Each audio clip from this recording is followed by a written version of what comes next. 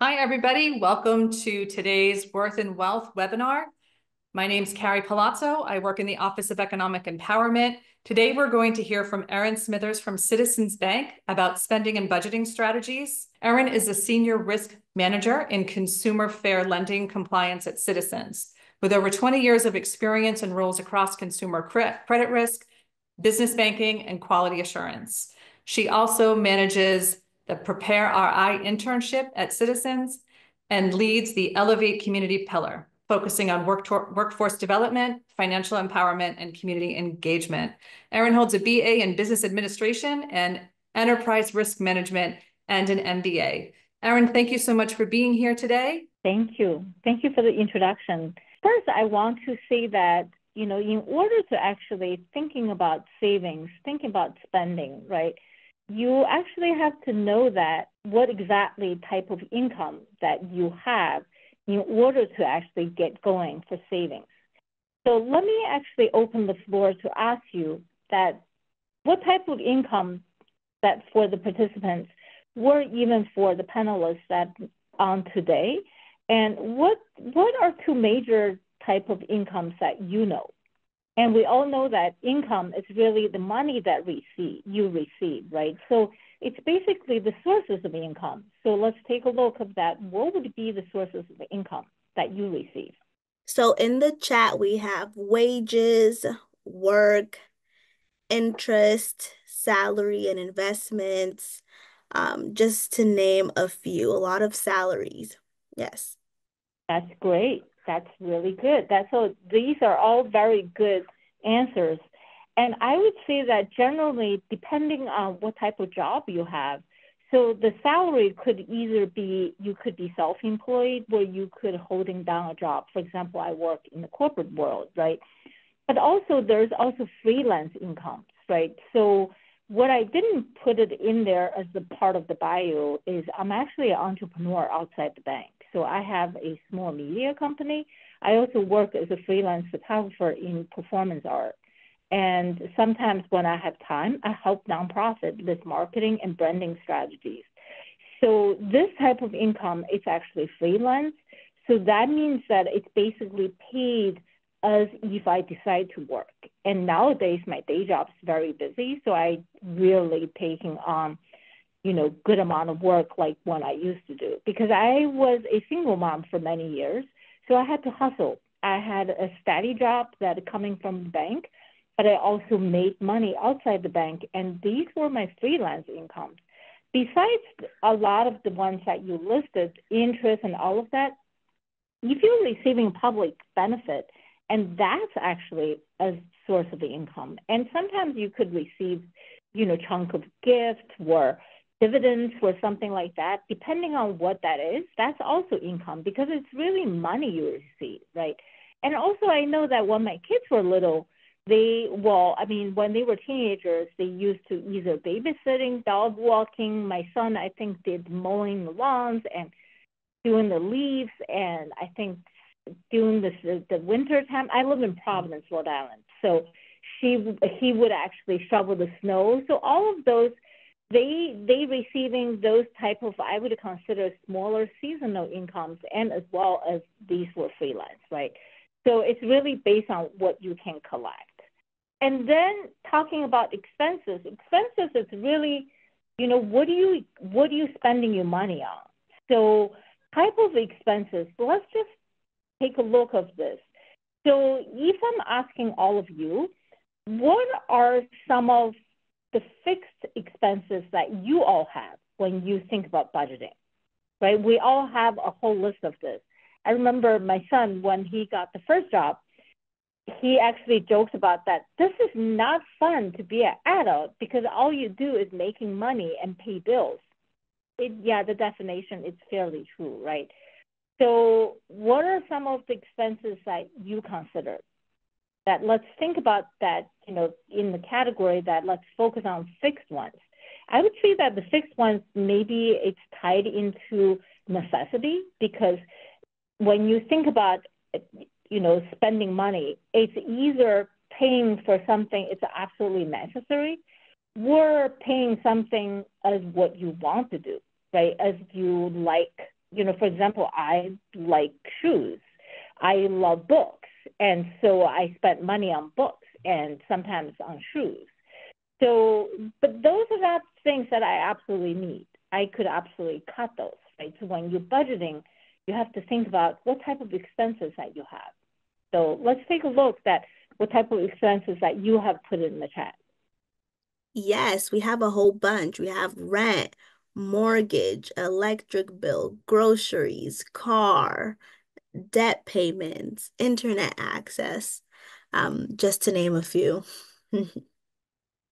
That's great. Those are definitely, I would consider as necessary, right? Because also I would say that, especially car, if you have to drive to where you work, it depends on the transportation, right? Even I think if you have to budget out for bus money or for MBTA train tickets, I think that's all part of what you have to get to work because those are necessary, right? So those could be fixed. And then some of those ones could be that you have monthly spending.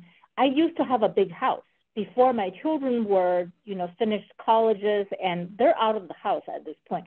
So I actually sold the house, moved back to Providence, and now I rent. And I have actually a lot less expenses than when I had a mortgage because I know that my children are both in West Coast, so they're not going to take over the home. And also, I really didn't need to have a big home that, well, I'm just by myself, right? So I actually were able to cut down expenses and I'm happier in some ways rather than having a mortgage. I felt like I was a slave with the big mortgage. And now that I don't have to, I don't have to live in the place that I have to drive everywhere. And now I live in Providence on the east side. I can walk everywhere. Except when I have to drive into the office 2-3 times a week, but that's not that far either. 15 minutes drive for me to come into the office, right? So some of those ones, for example, I do plan out for the gas money. I think rather than having mortgage, now I have rent on a monthly basis. I have a car loan, student loan from the MBA, a little bit left, and some of the things you mentioned, cell phone. I don't have cables, but I do have internet because working from home, you need to have internet. And then groceries, right? And there's a bunch of other things. So what about, and then obviously, some of us have installment loans, including car loans, student loans, mortgages, home equity, and you may have a cell phone bill, depending on where you have your cell phone from. Everything is on your cell phone at this point. I bank mainly from my cell phone. It's all mobile banking rather than actually logging on to online banking. I bank mainly all from my phone, right? So I would consider all of these, what you have listed, those are all really part of our fixed expenses in order to get us going to actually having certain necessities. What about some of the various expenses that we have? For example, let's focus on some of the things that we may have as for paying maybe what we want. And also other things that they may happen from once a while, right? And I want to give you also a hint that I put my savings plan as part of my expenses. So every month when I get paid, I don't see the paycheck. It goes directly deposited into, one is to a checking account that I just use that to pay bills.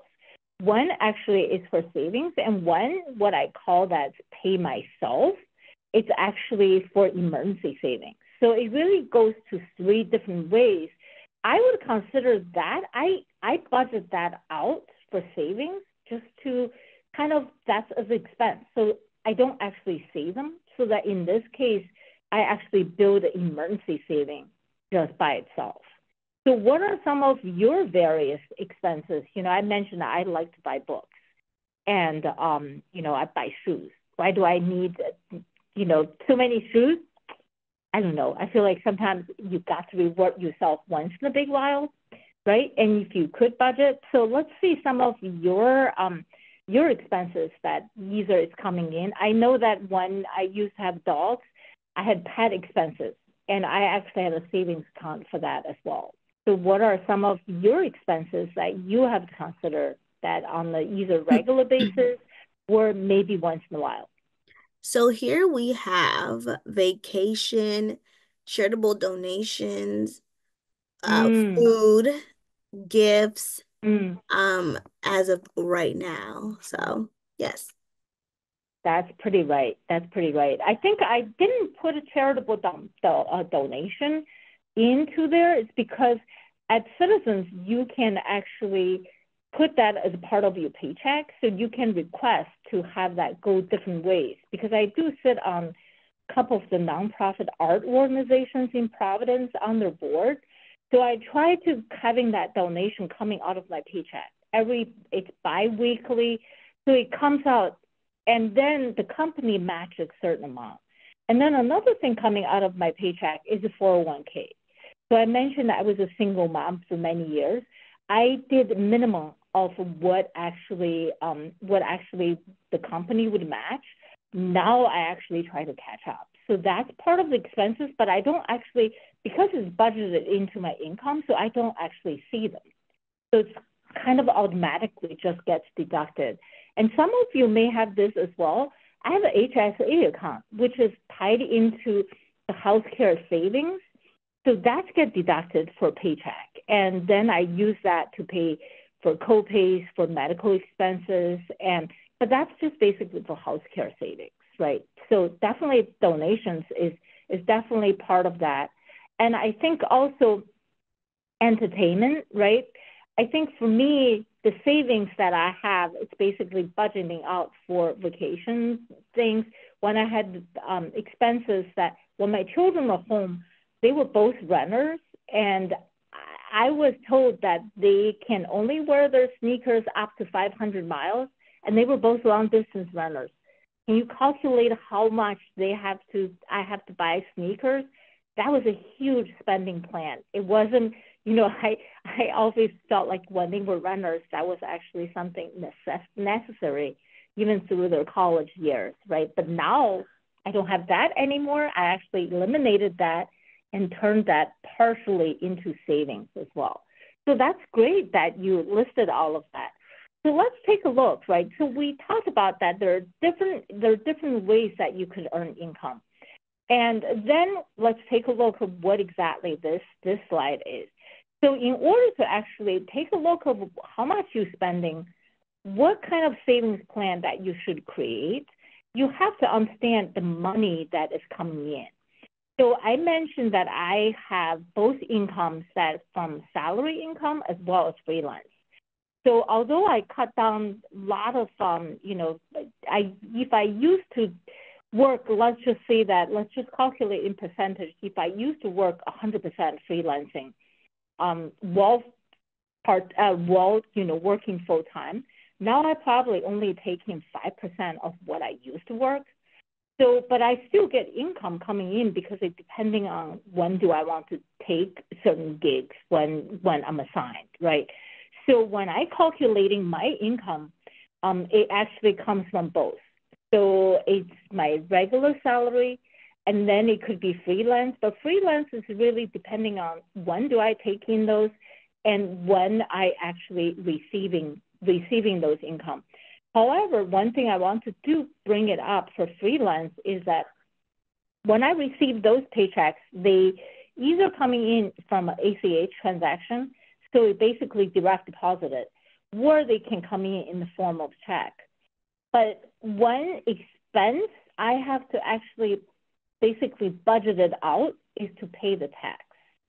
Because when you get 1099 type of income, it means that you file W-9. And when you get the income, nothing's taken out, right? You know how when you get your income, there's a federal deductions, there's the state tax deduction, there's Social Security, there's Medicare, we mentioned about 401k, Medicare, HSA, charitable donations deducted from there, and then you could have other things that you may be putting in savings. But however, with freelance income, there's nothing taken out. So if I don't pay taxes on a quarterly basis, and I may have to pay back taxes at the end of the year. So in this case, I actually calculate and I pay ahead of time. That's actually part of the expenses that I'm calculating into or as part of business expenses. And then I mentioned that I work as a performance photographer.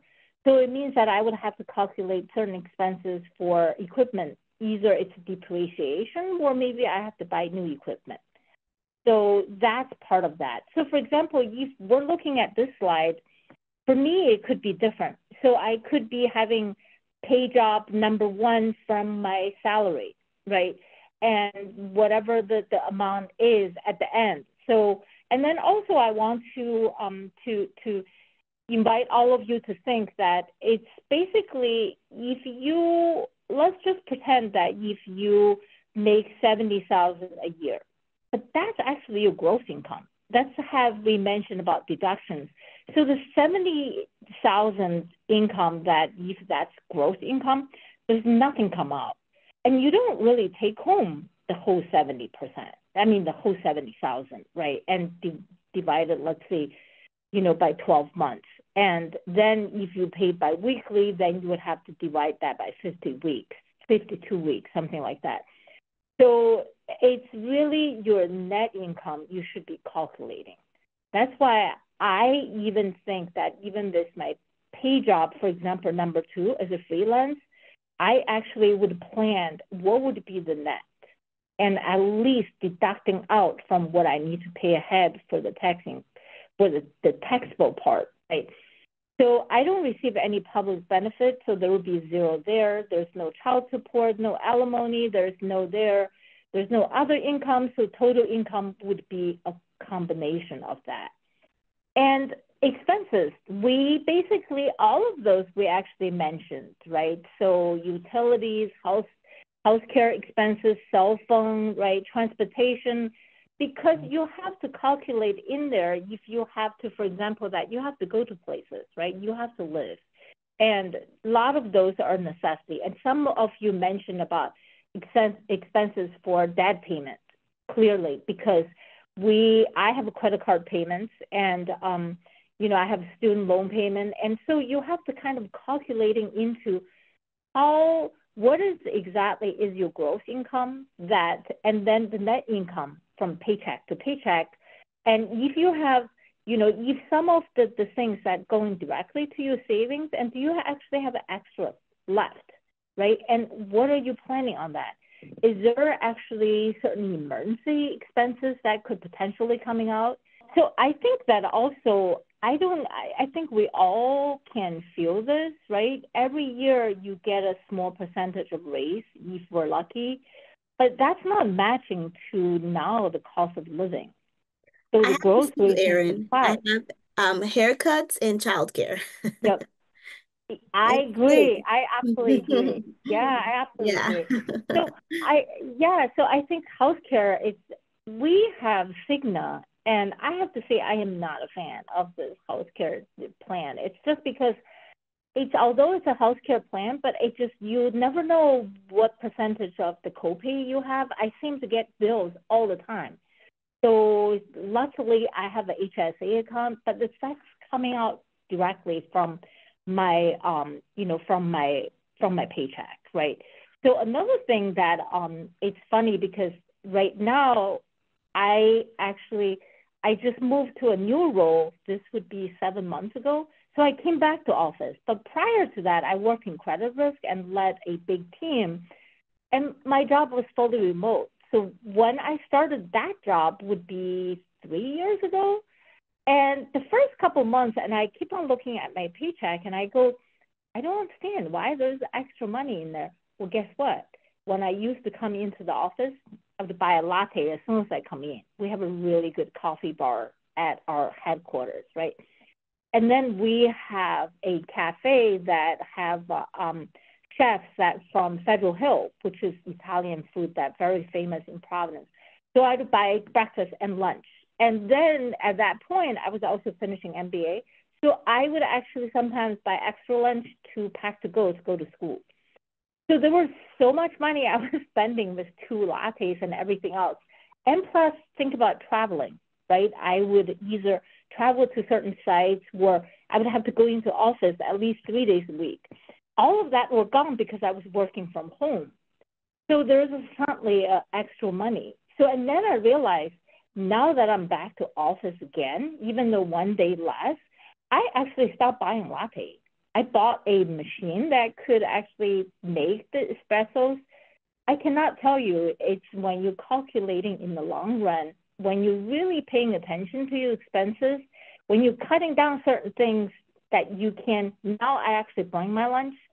So I felt like that actually was a small awakening moment while I'm teaching people to budget and savings from there itself.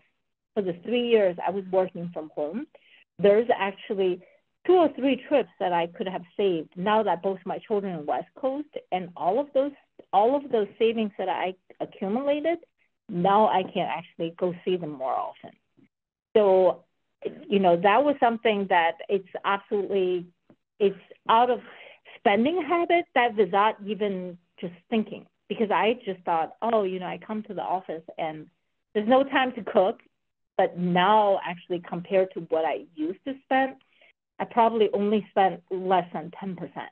And I only maybe getting something to eat once in a big while. And I realized also it's actually healthier as well, right? So we did cut this particular slide. You see a skill. It's really, I would say that, I used to teach my children about balancing their payments and balancing their incomes. I used to tell them that you need to picture yourself that either how you balance your paychecks or how you balance your income. It's really you're either in the green or you're in the red. So I think the skill is showing you that. So if your income is equal to your expenses, I would say it's net income, right? Because gross income, you can't really kind of calculate that against your expenses. And if you actually balance it entirely, and then it leaves you zero to save extra, or maybe that's okay, but I think it's just barely making it, right? But if you're positive, it means that your net income compared to deducted from all your expenses, you actually still have a little extra. But if you're negative, you're in the red, and obviously you're spending a lot more than what you make. So nowadays, with all the things, this cost of living, I think in some ways that it makes it harder. Even if you cut down expenses, you're buying less, let's say in grocery stores, it's still that it just seems like the money, you can spend the same amount of money and you're taking home so much less. It's interesting, this morning I was driving into work, there's a gigantic sign on 95, and Stop and Shop basically has this gigantic sign showing that they have lowered prices for Rhode Islanders in thousands of items. And I know that recently they were in the news because they basically were one of the companies that if you go to grocery stores, you look at it, that the items are smaller in size, but bigger in price. So I'm hoping that whatever the change that they're making is actually a positive one. So some of those things that I want to invite you to, I want to hear your ideas, right?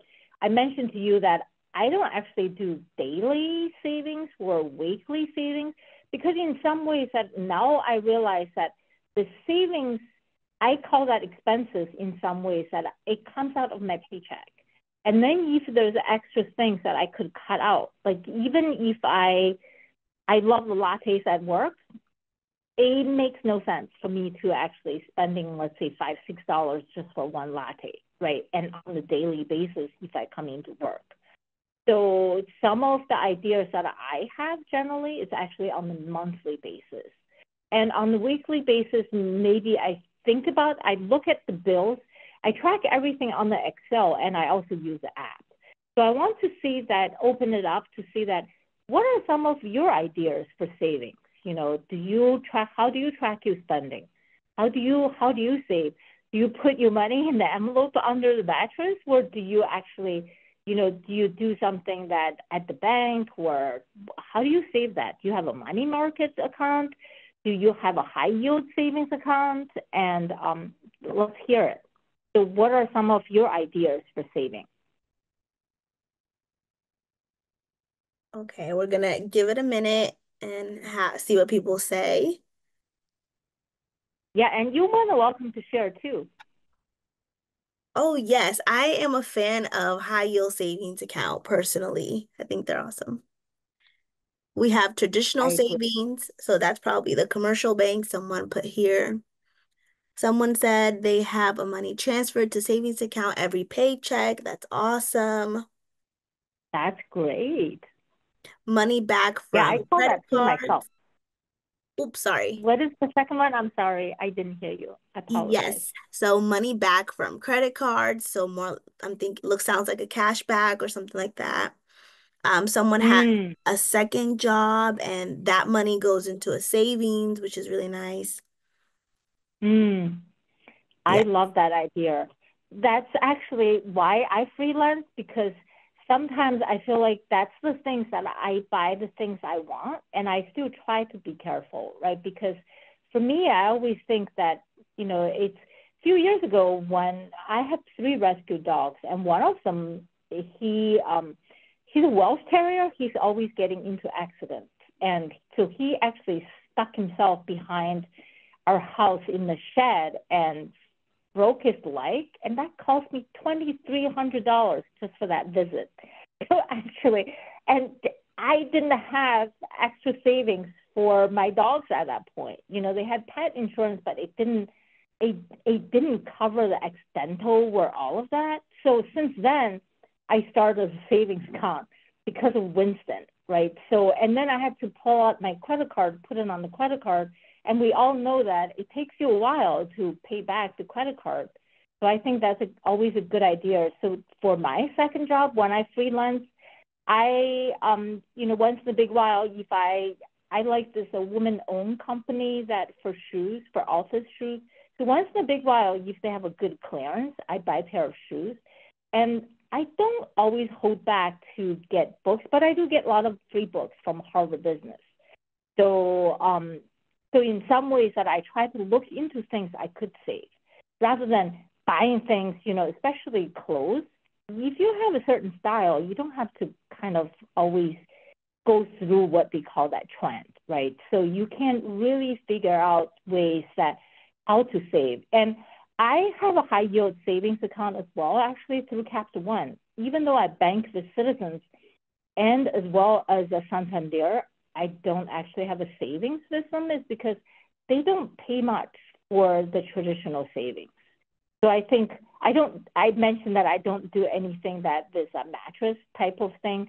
I do put extra money towards HSA because that is actually part of the savings, right? And I mentioned 401k. So those are really good ideas. All right. So monthly ideas, monthly things that we already talked about this, right? Have a goal setting type of thing. So for me, I track my expenses that some of the things that and I try to track them that on the Excel so that I'm really familiar with which day the bills are due and also that if there's extra things. And, so prepare for taxes, for example, for freelance, it's definitely true. I try to kind of write down business expenses as well. Even for when I work from home, I try to track on certain things if it's directly related to work, if I was fully from home, working from home, right? And then when I was in school, you could write off certain things as well. So I would track the miles. And then if you're actually doing a good job that really creating a budget plan, really having a good savings plan, I think once in a while, somebody mentioned about vacation. I remember one time I actually rewarded myself with a mindfulness certification that I really wanted to do from Brown University. I actually did that. So I really felt like that was a great retreat for me to learn to really to have the mindfulness, but at the meantime, that was something that it's not work. It was something celebratory. So I focus on that. And once in a while, also, if I do have an extra, if there is a art organization that I absolutely believe what they do, and I would actually do an extra contribution as well. right? So it depending on what we can. And obviously, when I was a single mom, it was hard to make ends meet. It was hard to have just be the one breadwinner. So I think you don't need to compare yourself to somebody else. You know what would be the best, right? And also somebody mentioned I often say is that you can't just talk about cutting expenses without to see that you need to either looking into a better paying job or maybe having a second job.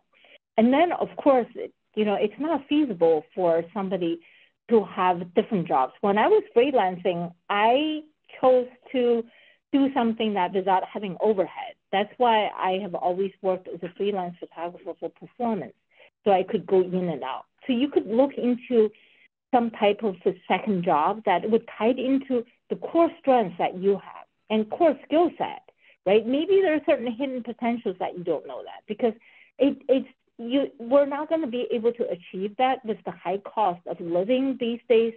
It's so hard to, in Providence, I read a report recently that they basically mentioned that in order to be comfortably, you could rent or pay mortgage, that to make minimum amount of that would be $100,000 a year.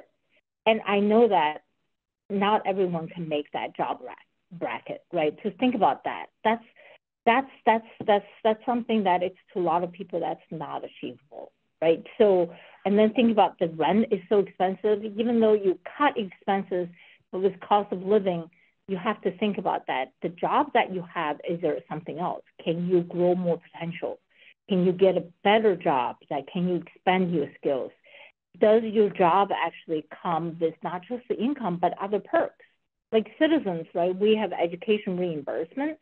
So most of my education expenses were actually paid by the bank. It left a little bit expenses, but it really compared to what other people, if they're paying it out of their pocket, we have a lot of that.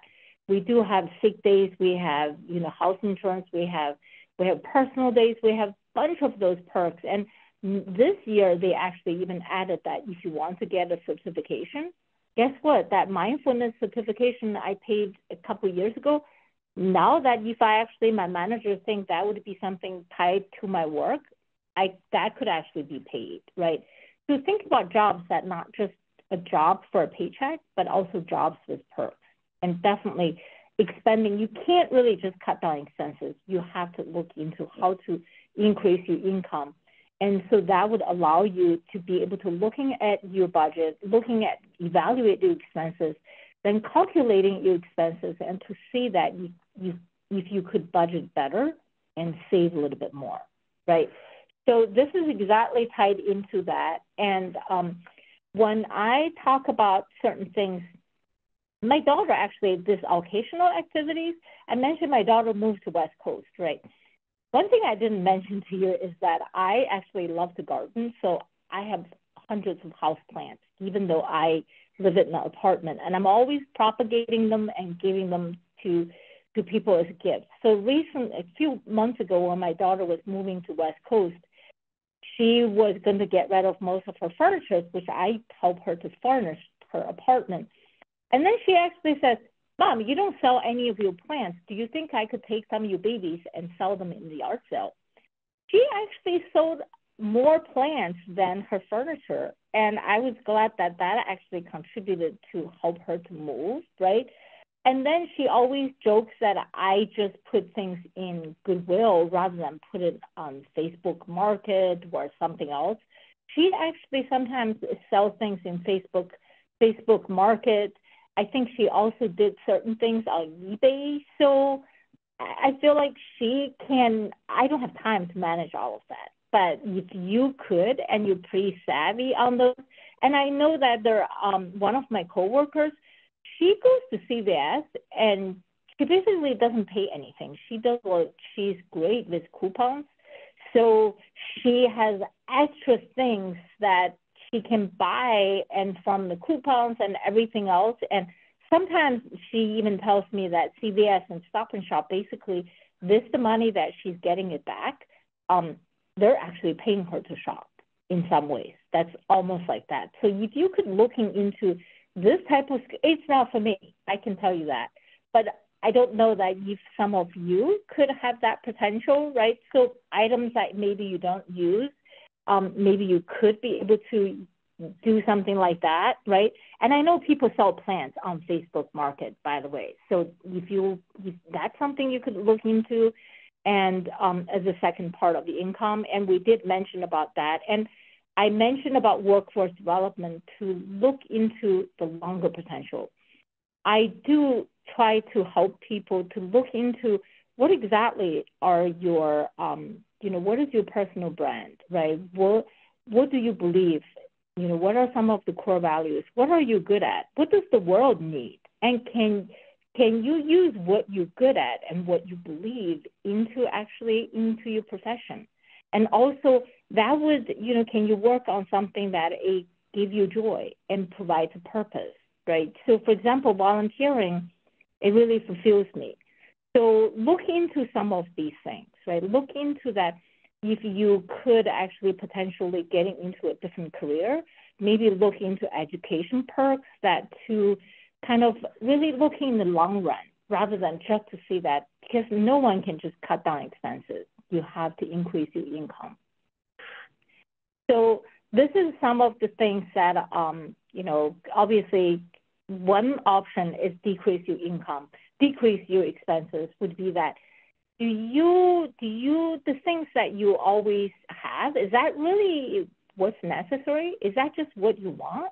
Or is that something that you're obligated to have, right? And then also the things that I mentioned, I hardly buy anything full price, even though now that in the much, much better paid job, if you're looking into how fashions are made and how much they're charging you, there's no need to follow any of that. There's always options to look into. If you could get, for example, I told you that I live in Providence.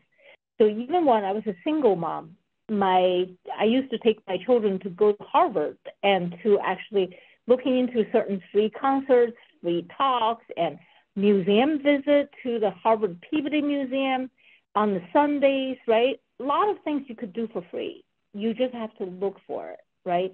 And other things that, for example, that can you renegotiate? If you have a credit card bill that it's a high, it's a high APR, annual percentage rate, and if you have always been paying it on time, can you negotiate that, right? Can you actually combine your student loan for a better rate? Can you refinance that, right? And also the things that do without, can you eliminate? Remember I joked about that? I eliminated all the lattes. I'm not missing any.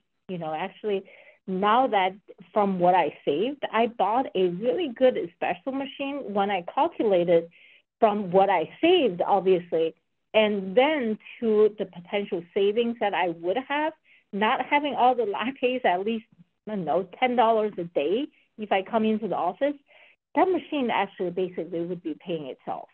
And then I would be using local coffee beans from Providence.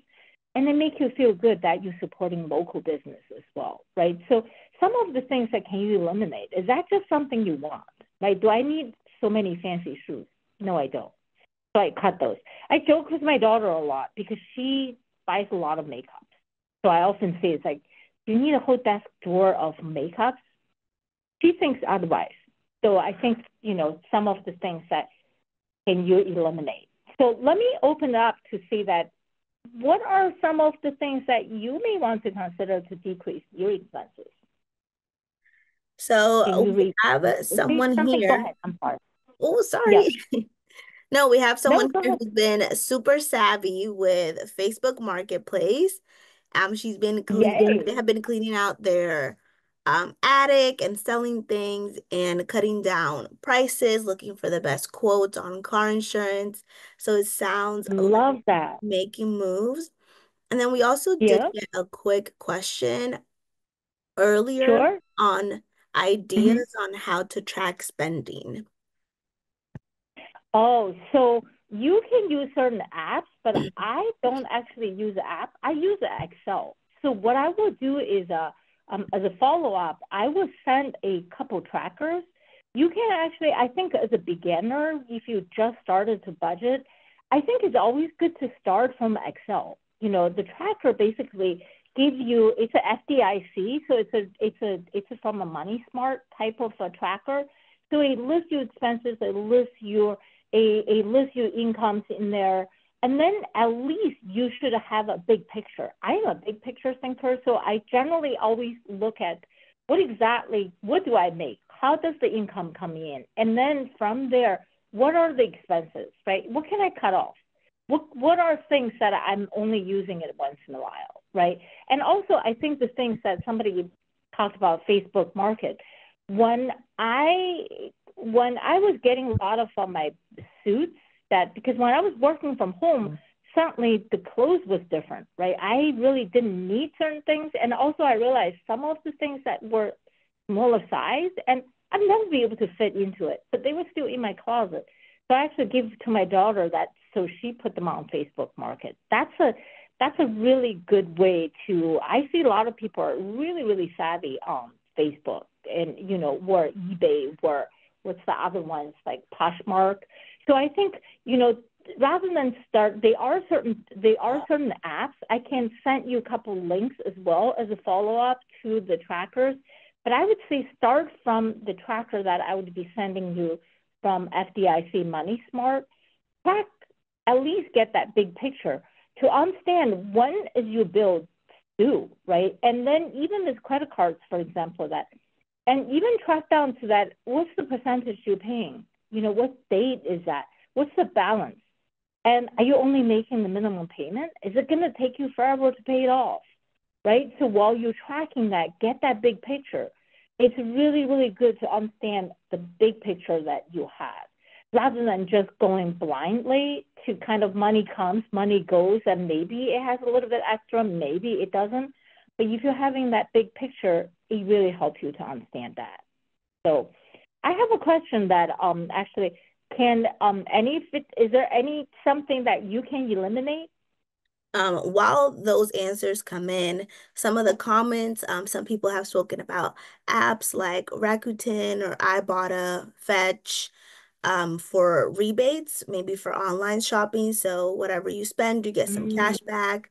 There's also another one called Honey, which I've heard good things about, all these things. Yeah, me too. Honey's supposed to be a pretty good app. Yeah. Yes. Yeah. But I'm not getting Oh, anything on also, Yeah, go ahead. yeah, definitely. Yeah, well, another thing is that, so I mentioned both my children are in West Coast now.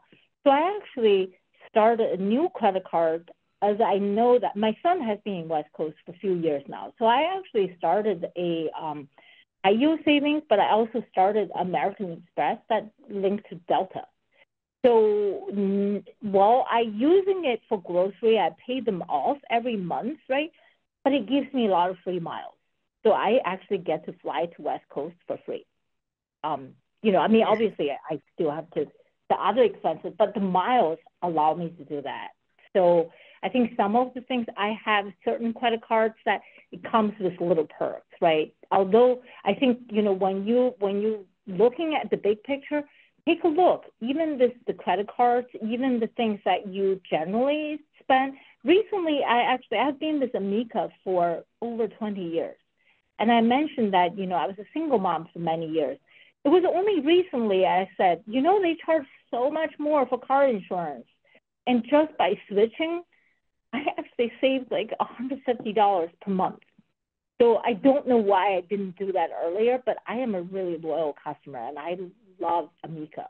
It's just that now I have a really safe car and I don't really have I don't have any passengers anymore. So I think why it took me so long to actually make that, right? I can't go back to see that, I wish I could have done that 3 years ago. But so looking into things to see that can you renegotiate. But when I talked to Amica, they couldn't match other people's rates. So that was something that I actually felt good about, switching. All right. So obviously we talked about all of this, that even though you're carefully planning this, the cost of living is something else that your money could run short, right?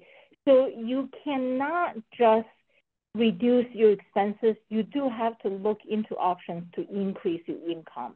And when you talk about increased income, you should look into career moves, looking into aligning to what you're good at doing into what you can, what you can expand your career on.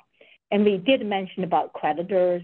And if you have a lot of debt, and maybe look into credit counseling, but be very careful because there's a lot of scams out there, right? And also prioritizing the bills to see that which one is paying, which one, for example, that it's a high interest, and what date are they due. When you do that tracker, it's going to allow you to align all of that. When I did the tracker, I actually start aligning the due date at certain dates, so I know when I get paid when certain bills are coming out, right? So when you're tracking that, that could help you as well. All right. So some of the things that we also talked about that, in some ways, it's really about which bill that you want to pay it in full, right? Which bill that I hope that none of you are going to be paying late, is only because I don't know if one of the sessions is going to be credit report, because every 30 days, if you don't pay your bill, it does get reported to the credit bureau for credit cards, for installment loans, for all of that. And even if your medical bills went into collection, after 180 days, they may appear on your credit report as well. So paying late, especially past 30 days, it's not obviously not a good option, right? It's going to damage your credit in the long run. But at the meantime, I think it would be important to understand that how can you afford certain things, and also to know that this is the cost of living, what exactly it's going to happen, and always plan ahead of time, right? And also, I think the savings, I would say that if you could at least build a cushion for at least 3 to 6 months, that this paycheck that you could rely on in case if you don't have a paycheck, right? It's not easy. For a lot of people, it's not easy it took me years to be able to actually build that. I could not build that when I was a single mom at all, right? I mentioned even now that I have to now catch up 401k. So you really want to think ahead of time. I know that one of the person that I actually mentor through a nonprofit organization, that recently her rent went up by $300, and it really kind of it put her in jeopardy in some ways, because she didn't really plan that, and it suddenly happened because change of landlord. You want to kind of plan ahead of time to see that what could be the worst that could happen, and can you build a savings, and can you budget a little bit better, right? And then this is basically the last slide. So I want to, at this point, to open it up to see that if any of you either have a questions or have anything that you want to contribute to something that we maybe missed from this. So Erin, we did get a question earlier. Someone who is thinking of combining some debt from credit cards and auto loans and taking out a personal loan in order to pay those debts. So what are your thoughts on that, if you have any? It would depend, I would say, because you're talking about combining installment loans and credit card loans, right? So credit card amount. So I would say that looking at credit card separately from installment loans. So if you have a car loan, talk to the company to see that, what exactly is the APR they gave you, and then to see that if you could negotiate to a better one, or refinance that with somebody else. But generally, I know that for car loans, for student loans, for your regular installment loans, you could always look into where you bank, because at least start from there. But for credit card, you want to be very careful when you're combining them, because sometimes we get a lot of those self-offers that they want to tell you that, oh, if you're taking this out, that you can have low interest, but that's only for very, very short period of time. So it is not something that for the long run, and you want to read very carefully. And if you think that you have quite a bit of debt, that you maybe at least walk into a financial institution and talk to a financial advisor to see that is there something they could offer. I am always very cautious because there's so many scams out there at this point, right? I'm always aware that when you're giving people, advices for budget and savings, but yet we have to be very careful. Even this, for example, that, if you're pulling a credit report, they are places that just look like the one that for annual credit report, you just have to be very, very careful. I would say that for definitely separately installment loans, this credit card debt, and look into your financial institution first. But this credit card, looking at the ones that definitely, if they're charging you a lot higher APR, negotiate with the credit card company as well. You don't want to close. The last thing I want to add is that you don't want to close the credit card that you have the longest history. I mentioned about credit report quickly because 30% of your credit score actually coming from paying on time. The other portions that could be that how long you have had the credit card. So you want to credit card or other installment loans, and also coming from what type of loan mix is. Is that installment? Is it credit card? Is there other ones? So it's different mix, right? So be very careful out there, but I will send you some additional trackers, Jennifer and Carrie, so you can actually share with the group, and maybe a couple of apps that you could actually look into. But these are certainly not trying to guide you into doing anything. It's just basically, as a consumer, I think we have the right to protect ourselves. And I think it's really, really scary out there. I really mean this because it's we are required to take a lot of courses. And now this Gen AI, I want you to think that if you think technology is becoming more advanced, same are the criminals out there. So looking into the things that not just for savings, but looking into how you can increase your skill set and increase your income, and maybe looking into something that in the long run, okay? So that is all for today. I know somebody actually is waiting outside the meeting room. So I am going to close this, and I know I have a few more sessions with some of you, so feel free to have, Jen or Carrie reach back with additional questions, and I will follow up to send these trackers. Yes, thank you, Erin. Thank you so much. I just have a couple of things to go over with the group that is attending. Erin, really, thank you for your time today. Very helpful. All right. Nice meeting you, everyone. I'll see you guys soon. So there were some questions in the chat that this might be a great opportunity for those who inquired, and for those of you who might find this financial coaching helpful. This is complimentary. This is part of the Worth and Wealth program. You are able to sign up for a financial coaching session with Oriana Felkowski, who is an accredited financial coach. The QR code there will bring you to her calendar. We're happy to also share that in the email. Our next webinar is next Wednesday, and that is going to be on increasing our financial resilience. Same time, 12 to 1. That QR code will bring you to the registration page.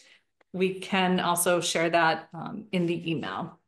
We have access to a digital platform for financial education. It's free to all Massachusetts residents. It has some really great information. I think there are some templates as well for things that we talked about today.